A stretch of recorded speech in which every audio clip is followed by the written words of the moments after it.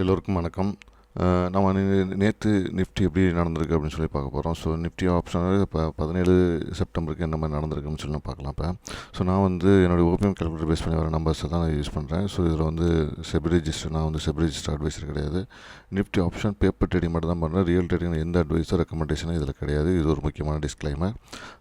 இப்போ நம்ம நேற்று ஒரு ரேஞ்ச் சொல்லியிருந்தோம், 25,184 to 25,583. இந்த ரேஞ்சுக்குள்ளே தான் நாளைக்கு மார்க்கெட் இருக்கிறதுக்கு வாய்ப்புகள் இருக்குது அப்படின்னு சொல்லியிருந்தோம். ஸோ நீங்கள் பார்த்தீங்கன்னா 25,384 மேலே ஓப்பன் ஆகிட்டு, ஸோ அங்கேருந்து கொஞ்சம் லைட்டாக கீழே திருப்பி அங்கேயே போய் நின்றுட்டாங்க. ஸோ இது பெரிய மூவ்மெண்ட்டே இங்கே எடுக்கல அவங்க. ஓகேங்களா? ஏன்னா இது நிறையா யூஎஸ் ஃபெட் அந்த மாதிரி நியூஸ்லாம் வரதுக்காக வெயிட்டிங் இதில். அதே மாதிரி நமக்கு ஸ்ட்ரைக்ஸு இதுக்குள்ளே தான் இருக்குது அப்படின்னு சொல்லியிருந்தோம். ஸோ அந்த ஸ்ட்ரைக்ஸ் 25,350 அப்படின்னு சொல்லியிருந்தோம். ஓகேங்களா? ஸோ 25,350 இருக்கும்போது ப்ரீமியம் இந்த ப்ரீமியம்லாம் வாட்ச் பண்ணுங்கள். 50, 100, 150, 200, 250, 300 இந்த ப்ரீமியம் வாட்ச் பண்ணுங்கள் அப்படின்னு சொல்லியிருந்தோம். ஸோ அப்படி பார்க்கும்போது இப்போ பார்த்தீங்கன்னா நம்ம எடுத்துக்கிட்டது பேப்பர் ட்ரேடிங்க்கு 25,350.